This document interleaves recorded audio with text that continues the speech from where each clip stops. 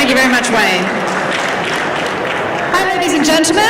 Hey, we've got some seats at the front. If anybody wants to join, please come.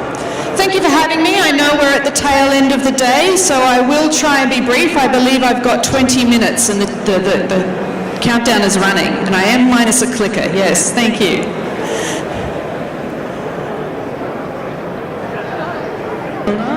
And cue. So today we're going to talk about the thinking supply chain, and I was just going to run you through some research from IDC, which is the company that I'm from.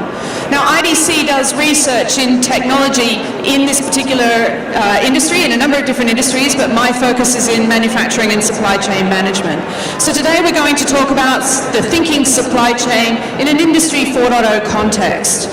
Now, what that means is we're bringing the idea of what the future structure of work will look like, how the connectivity between people and the digital realm will play out in this particular area.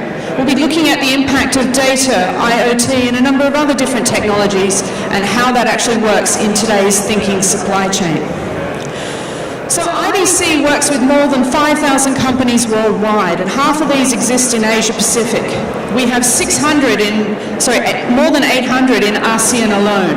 And what we've discovered over the last 15 months is that the pace of digital transformation in this industry is actually accelerating.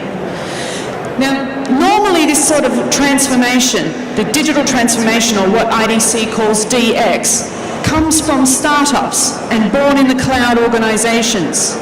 Now, born in the cloud organizations are those that have less or no infrastructure, IT infrastructure, and they actually have a mandate to do without the normal servers and other infrastructure that is quite common in most corporations. So these organizations have typically led this sort of transformation, but now corporations are taking this on board as well. Now, we've found that 40% of organizations are what we call digitally determined, and that means that they have a long-term commitment, both financially and from a strategic perspective, to actually deliver digital transformation with really determined business outcomes into their business.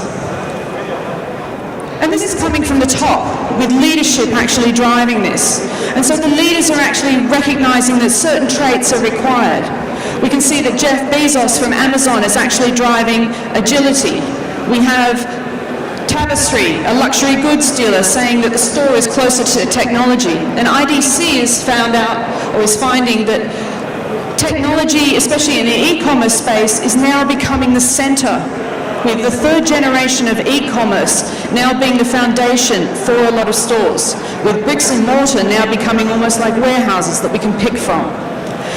We're seeing things like BHP driving technology adoption like manufacturing organizations, and actually seeking to design the resources that they extract from the ground to meet manufacturing requirements.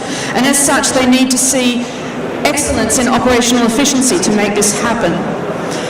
We have Lowe's, a retail organization, saying that customer experience, which has typically not been a focus in our supply chain space, customer experience is now coming to the fore and being a massive driver for supply chain change.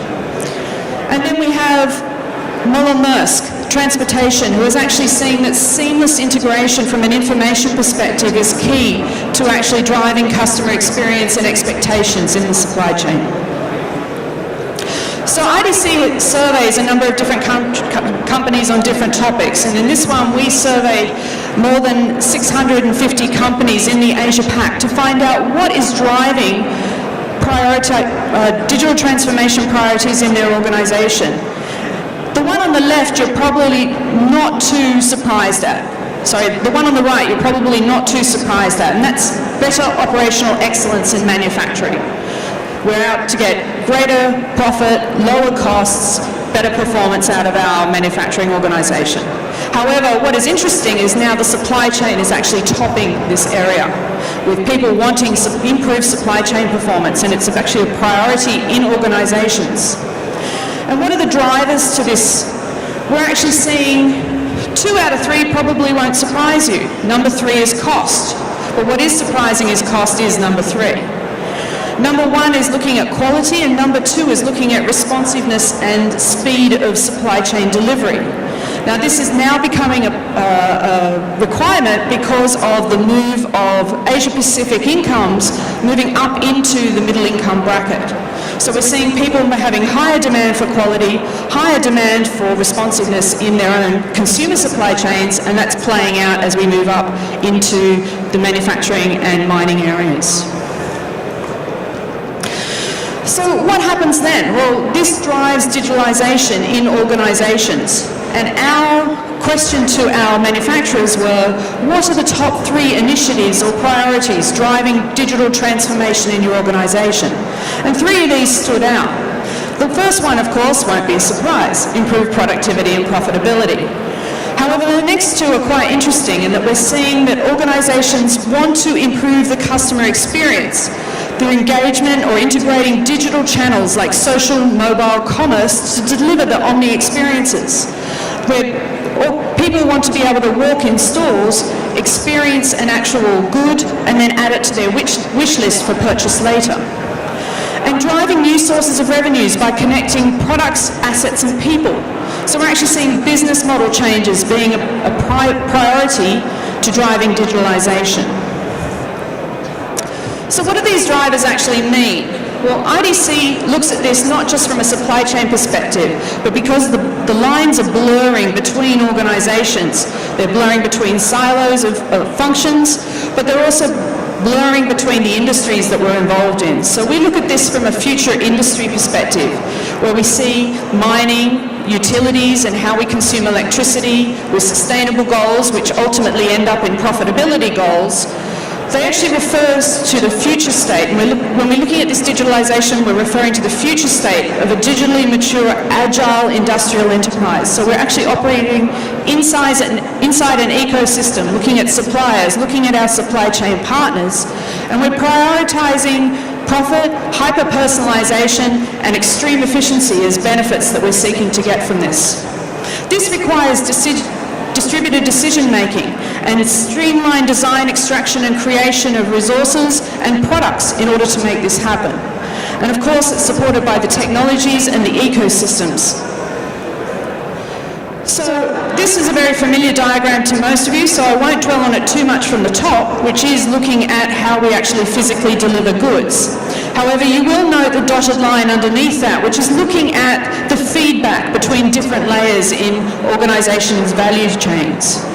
Underneath that is the digital platform that supports it, where you're looking at the smart industry with greater integration of IoT and other sensors to actually drive feedback into a digital working model of the products and processes, which is reflected in a digital twin of the industry. Add to this automation and robotics, and that could be physical robotics or it could be process automation through software. And then integration between all the different partners, from shop floor to top floor, from customer to supplier. And all this needs to be enabled using data and analytics, having connectivity and having the pathways that enable all these systems to communicate through networks such as 5G, LTE, or mobile networks, and of course the security that goes along with that.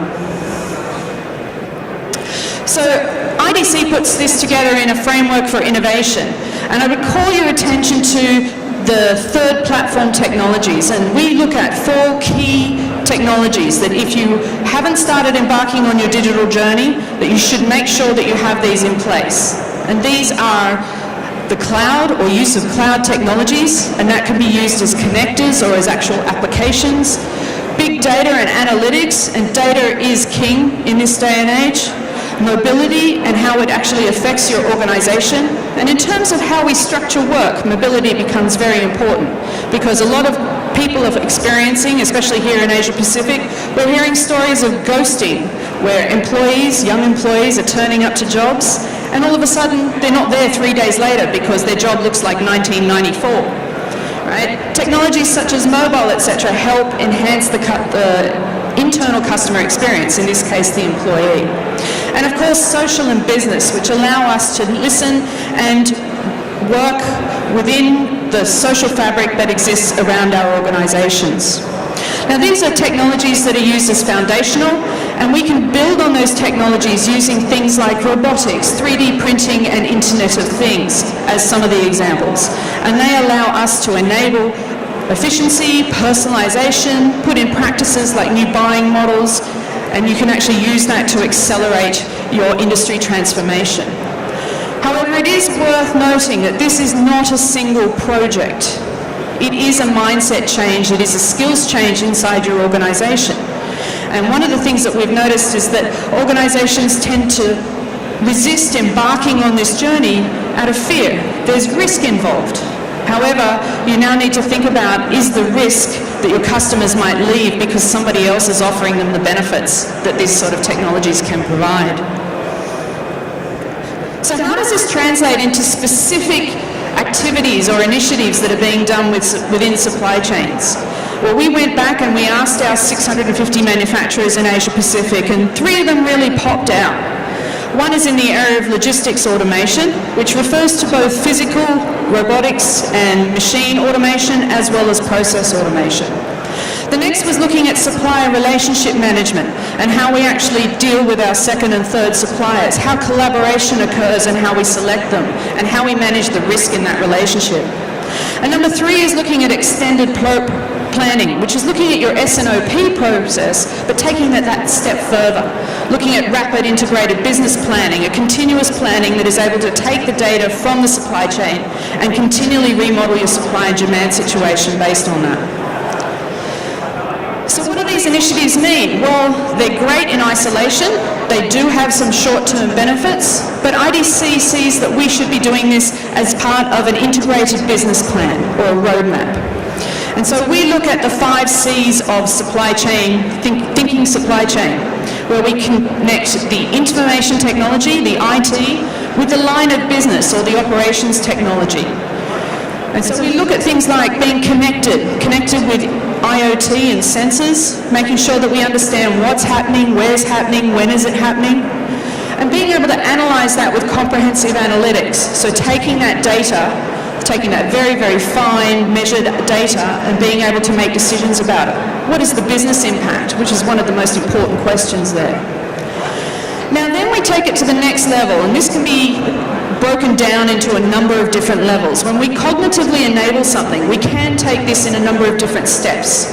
So we could be looking at enabling it using algorithms. So if something happens, then do something else, which is a very basic way of starting to push cognitive into your organization. But then we can take it a step further where we start to integrate machine learning. Now, machine learning means that you don't set the patterns, the machine starts learning about the patterns, and these are patterns that we may not identify ourselves. First stage of this is that we actually